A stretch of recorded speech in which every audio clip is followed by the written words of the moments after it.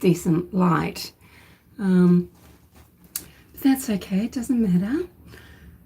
Not going to be on here very long. I just was just before I was on Kit's channel, she's discussing Leteica Stauch's case. She was corresponding with Leteica for a while, as were many other people, including journalists like Leteica, I believe, and other creators like Jules Another Day in the Car. And, you know, Kit's probably got about 25 letters.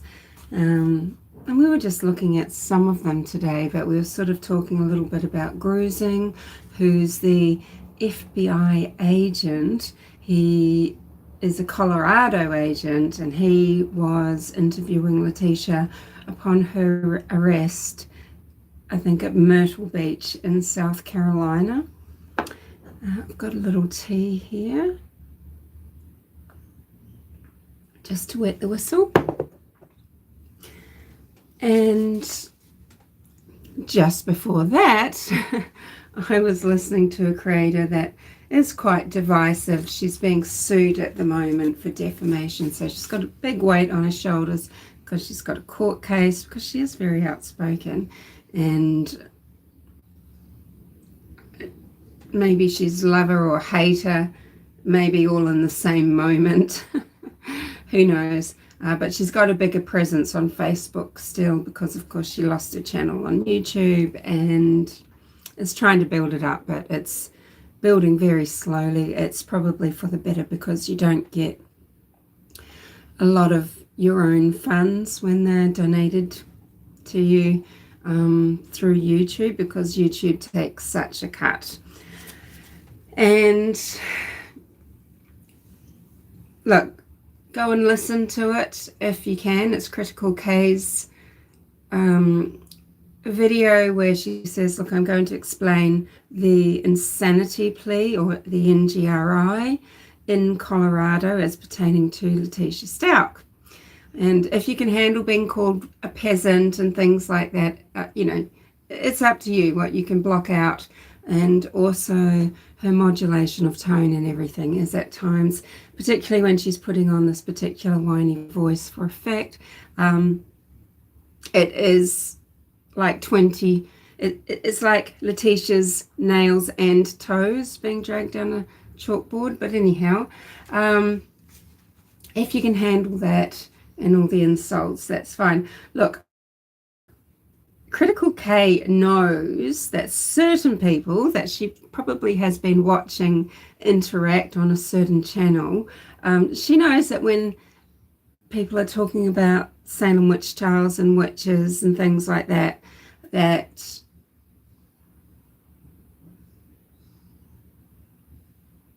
people are letting off steam. You know, they're not generally the peasants that she's really talking about. We all know that there are a huge number and a faction on YouTube and on Facebook and on Reddit, etc., who, I mean, they're dopes, they're idiots, they're annoying, they're stupid. You wonder, well, these people are allowed to vote.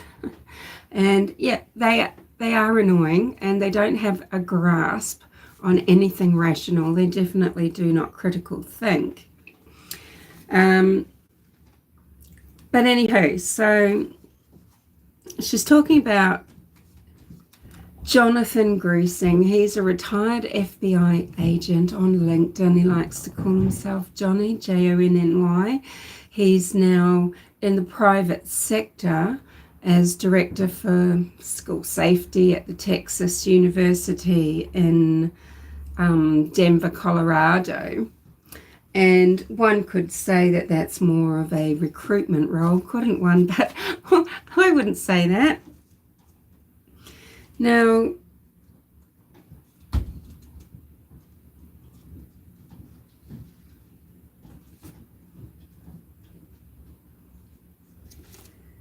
it was in Kit's live that Judy Johnson reminded me where I knew. It has been driving me a little. And I'll tell you that in a little bit.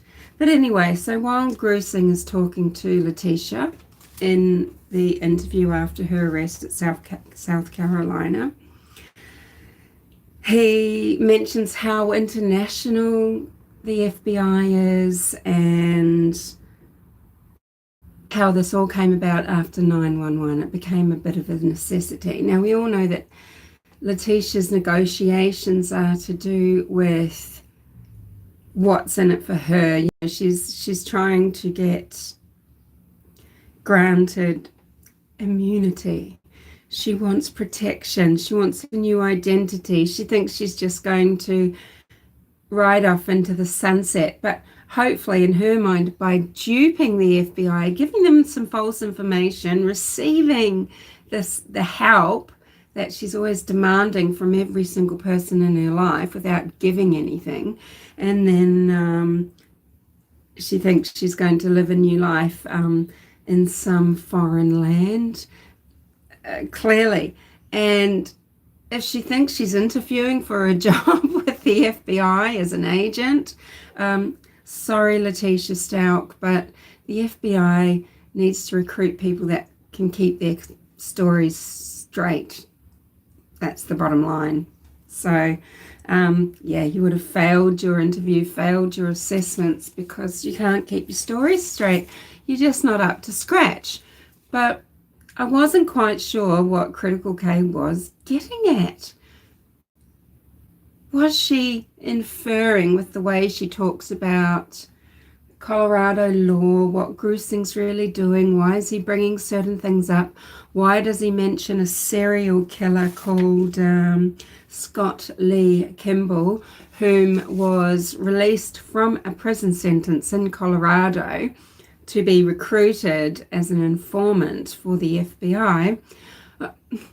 Why would he mention that? This person, Kay's research shows, any research will show, he went on to actually commit serial murders and confessed, or, you know, boasted about many, many more, boasted about killing dozens and dozens of people.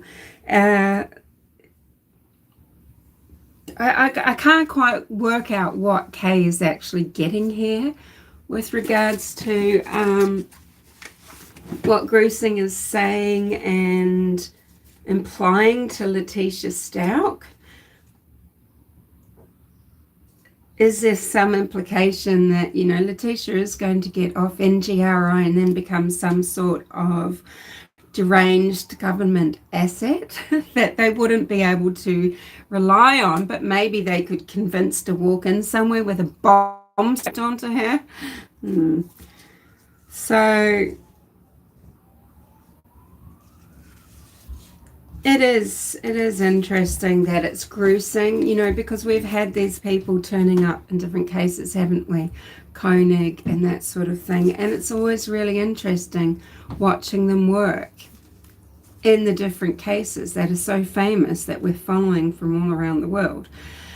Now, Kay made a really good point, though, that, you know, are the prosecution just saturating the poor brains of the jury, of the jurors, with just too much garbage, too much to process?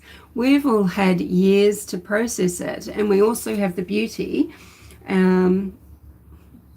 or, you know, the detriment really sometimes, of being able to come onto social media and discuss everything bit by bit, break it down, make a lot of connections. They are just being, you know, caught up in a deluge of garbage coming out of tea, and, you know, being subjected to what went on for what was way too long, in my opinion, just weeks and weeks and weeks of fart-assing around with these calls from Albert, being monitored by the FBI, trying to get Leteica to come clean. We all know what I think about the FBI, and, you know, their profiling should tell them that someone like T is never going to tell the truth, right? So maybe they think, you know, because there's going to be kernels of truth, they can get some clues. Well, they had all the clues that they needed, and it's just sheer luck that little Gannon was found. And now, thankfully, they do actually have enough electronic evidence, etc., to connect Leteica to his murder, and that's that. As Gruesing was saying to Leteica, you were the last person with Gannon, and now he's missing.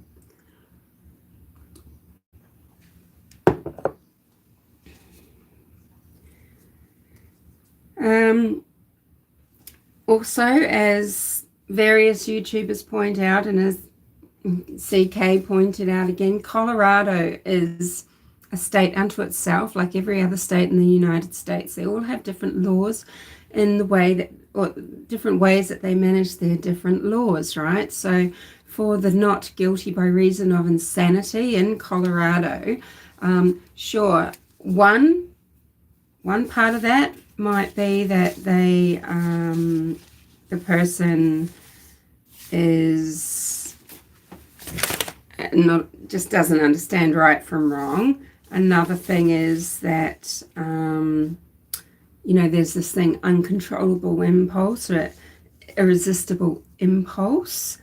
There's the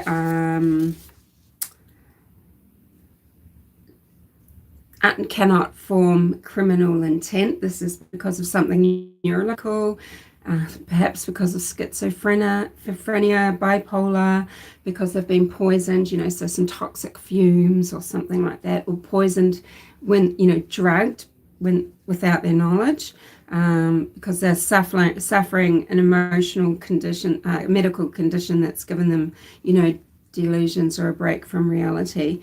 It's totally different to moral obliquity, mental depravity, or passion from anger, revenge, etc. Passion from anger, revenge, etc. And moral depravity is probably what most of us believe is true when it comes to Leteica and what happens. And then, the sanity or insanity, I guess it has to be proven or disproven, whatever, with medical records, eyewitness statements, video, surveillance footage, expert medical testimony. And, yes, in Colorado, the prosecution do have to prove sanity and not the defense having to prove insanity. Now,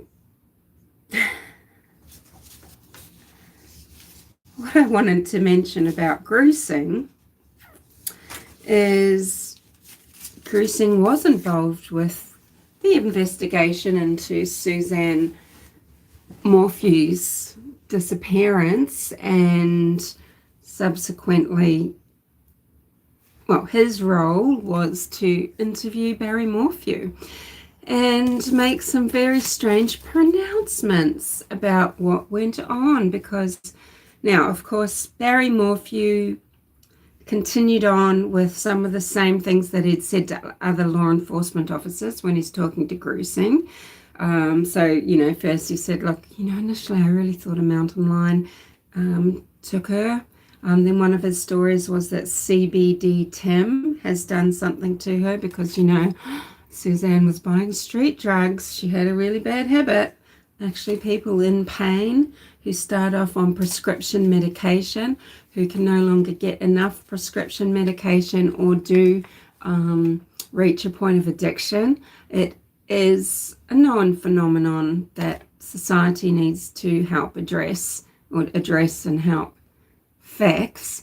The phenomenon is that people that start off on prescription pain medication do sometimes turn to street drugs. So they can develop really severe heroin addictions, for example. So he confirmed that, Barry Morphew returned to his home at Puma Path within an hour of Suzanne's phone sending a photo to her lover, Libla.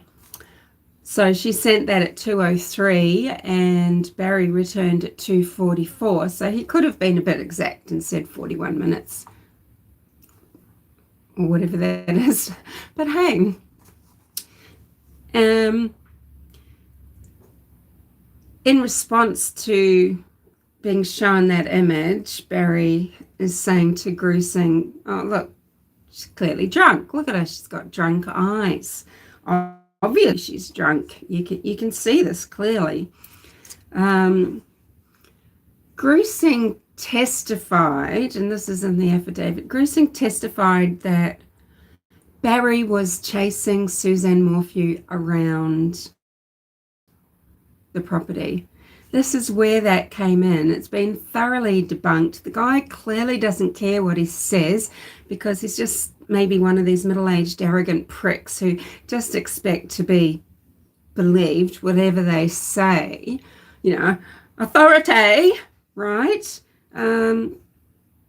No, Barry wasn't running at warp speed through walls of the mansion that he and his wife owned at Puma Path. This is the nature of pings. This is what the FBI abuses all the time, because this is what the FBI abused in the search warrant to go back to Ron Logan's property, is they abused the in vicinity of, in the area of, in relation to people's phones and coulda, mighta, possible, all of this garbage language that is just so simply manipulative. It's so easy to unravel and just see how it's just them using vague language for their own purposes. And this is what Gruesing does as well with the ping of Morphew's phone in relation to where Suzanne Morphew's bicycle, one of her bicycles, was found, just off a little roadway that leads into their home, off the highway. And that being something like 800 meters away from the house, all really within the realms of what might be expected for pings. This isn't anything to do with any opinion about guilt or innocence. It's just talking about the way people operate. People being specifically the FBI, who you just can't trust as far as you can throw. They're in it to win it. They're in it to meddle. They're in it for information. They're in it to have control and power. I mean, let's face it. What have they ever solved? When do the FBI solve a lot of crime? They come in, they get involved in these really in-depth investigations that should be really effing simple.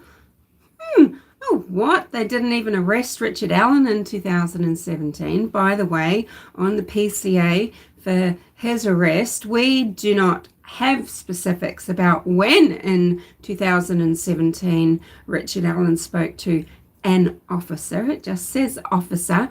Do not believe the leaks coming from murder shits, okay? That's just all. It could be garbage. Everything coming out of their team could be garbage. We put too much stock in it, okay?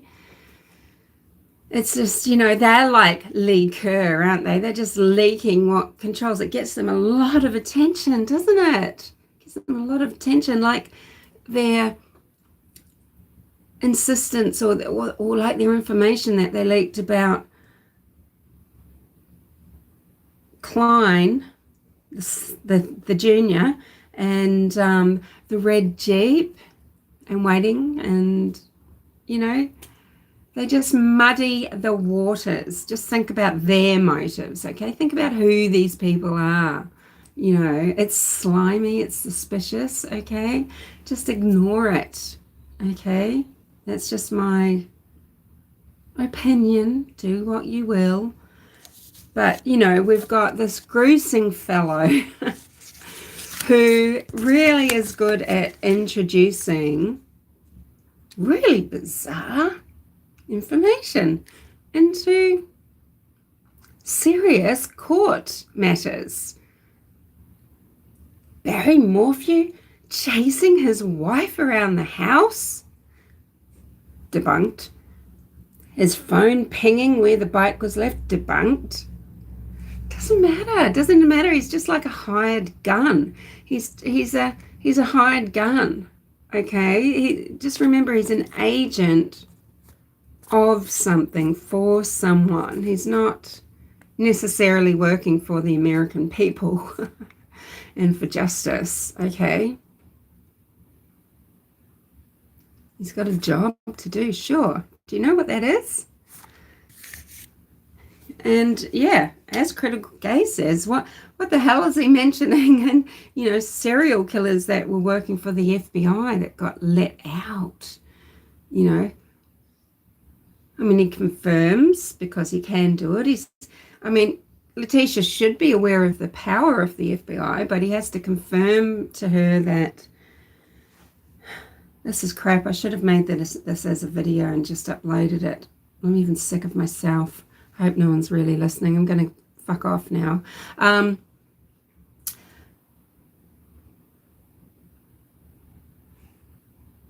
He has to confirm to her, you know, about how powerful they are and what they can do. And yes, they can put people into witness protection. Of course they can give people new identities.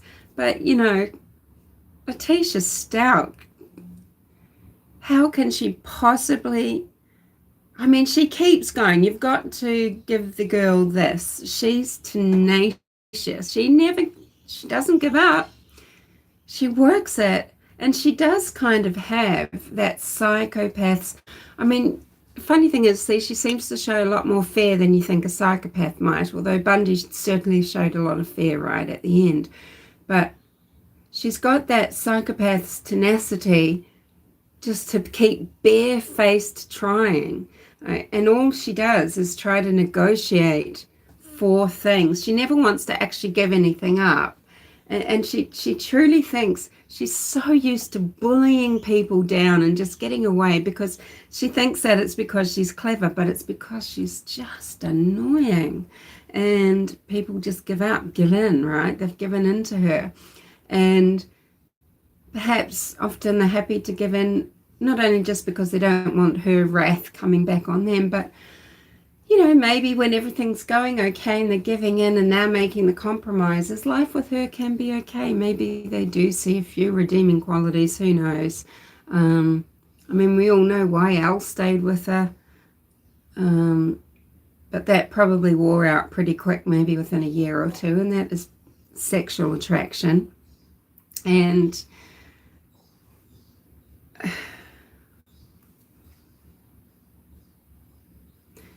it's really sad seeing how hard Albert worked for Gannon because of the love of his boy, right? That 3 weeks, I don't know many people who could have done that the way he did for as long as he did, as well as he did.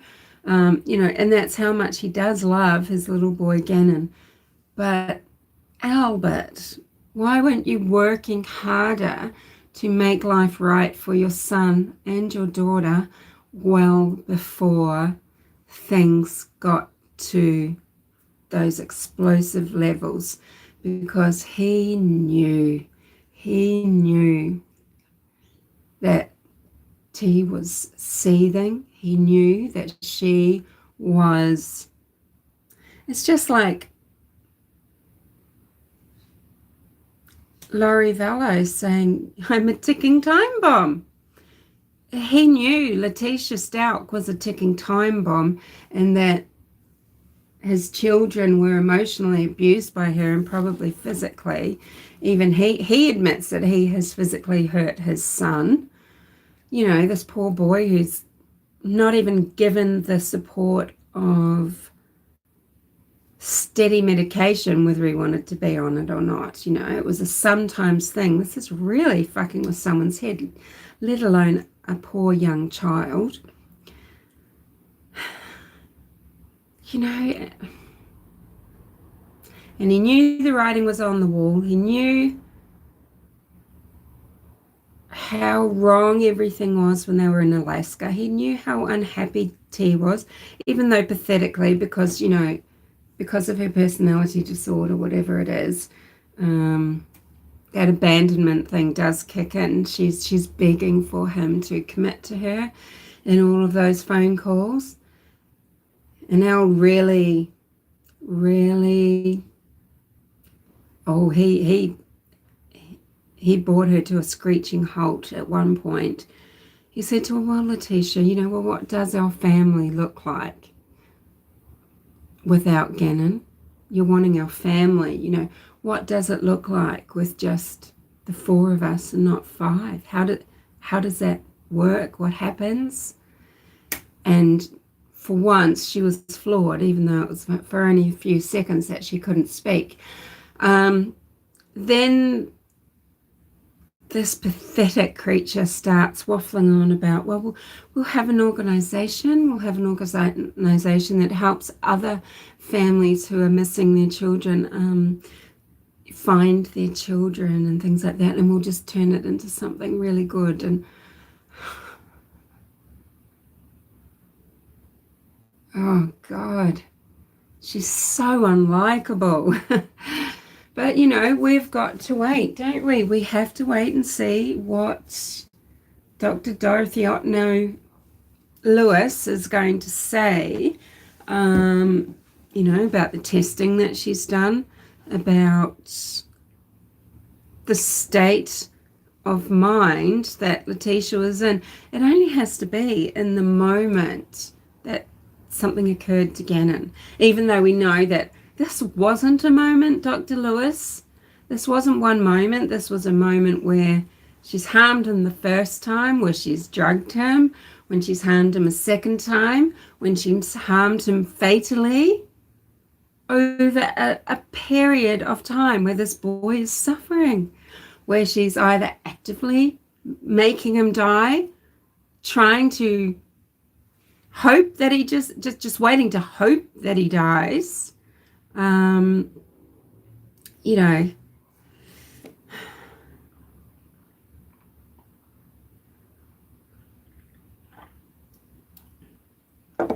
yeah, Joman, it will take like sometimes, like even for that 2 minute 44 second one that I uploaded the other day, for some reason it just took hours. Like that one took an hour to upload. This would take probably 8 hours. It's not worth it. But, you know, then again, maybe I could do what Critical K does and actually write a speech kind of thing, right? I should do that. I used to be a lot more organized with what I was going to say, and I could jump on, make 20-minute videos, and there was that.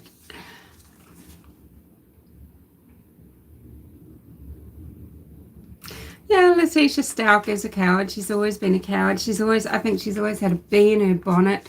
She's always felt like she was owed. I think she feels like she has been hard done by. But, you know, the thing is, Leteica Stauch has had opportunities in her life. And even though she won her husband Al, and whatever you think of Al as a prize, even though she won her husband Al away from a friend of hers, a friend who, you know, was struggling with a serious drug addiction actually, and so was her partner, which is why Gannon and Lena were often living with Albert and Leteica. You know, she had an opportunity if she could just be satisfied Elle probably would have given her the world, and she would still be married and she'd still be happy, but she had a lot of resentment toward Gannon. She really resented him. She really resented being left with the children so much, even though she knew she was marrying a military man who has children, young children.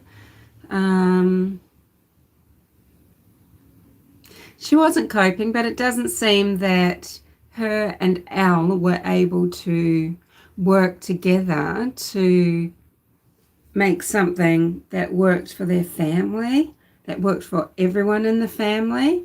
But maybe, Elle could have explained better that if we make these sacrifices now, I can retire from the military and we can have a better life together. But sometimes women, they feel like, well, I can't be just living my life in limbo. Different women are able to cope with different things,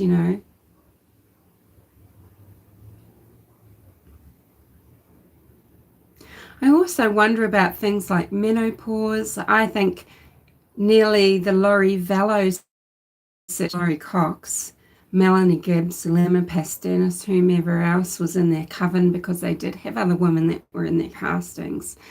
As much as there are other women that they tried to recruit, that Laurie would then decide, they're just not ready to hear it. I wonder how much of it had to do with the fact that these women were menopausal. And you go through a lot of mental upheaval and physical upheaval. It really can have an effect on your mental state when you're going through menopause. You can have periods of psychosis. And Laurie was so delusional. She was clearly menopausal, and so was Zulema, but they didn't really understand the process either, and so they keep attributing various things to the way that they were, developing spiritually and everything like that, which is very, very bizarre. Rather than being just deeply concerned about their mental state and their futures, they decided that, it was something else entirely.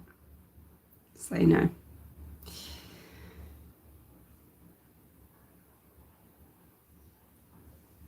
Who has listened before to a call that Melanie Gibb made to a woman named Shelby? It's funny because people think, thank goodness for Melanie Gibb. She made that recording of the call she made to Chad and Laurie about the children, and so she's kind of redeemed herself for that. Well, she did that to save her own skin, and what's so ironic and actually quite satisfying is a woman called Shelby, who Melanie hadn't ever had a conversation with before, recorded a conversation when Melanie phoned her and was telling her all about the truth, knowing what it meant to be a zombie, knowing that zombies had to die, knowing that Tylee had been a zombie and wasn't around but didn't give a shit about that, knowing that JJ was a zombie and what was going to happen.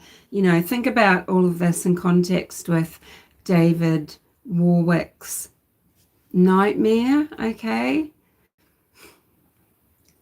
Yeah.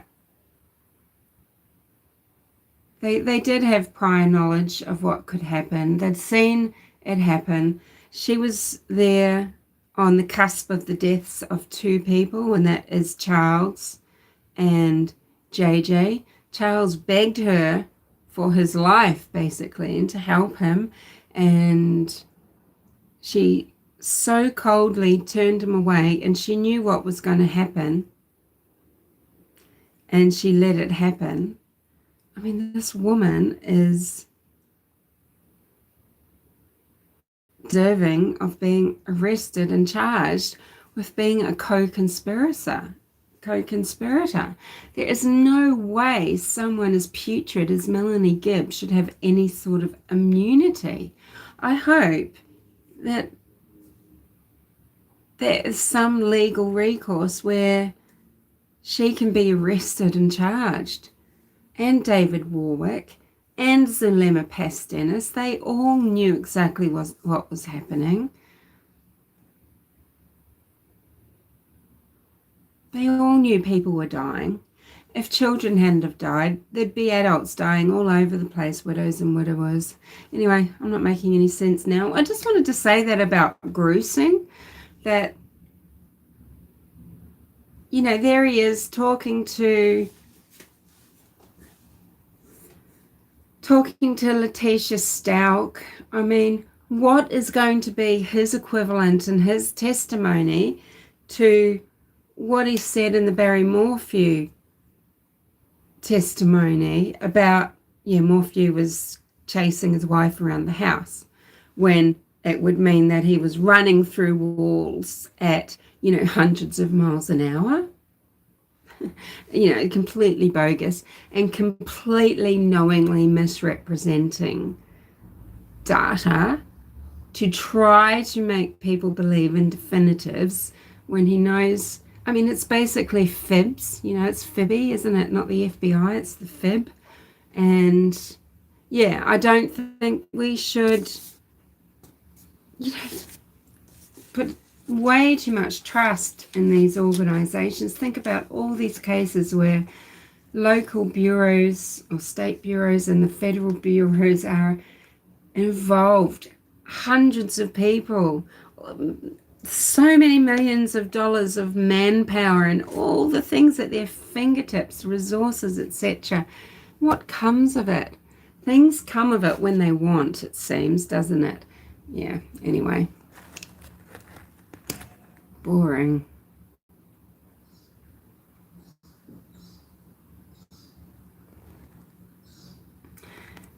Yeah, she's a psychopath, Yeoman. Letitia's a psychopath, 100%. Anyway, I'm going to go. Thanks for dropping in. I'll see you later.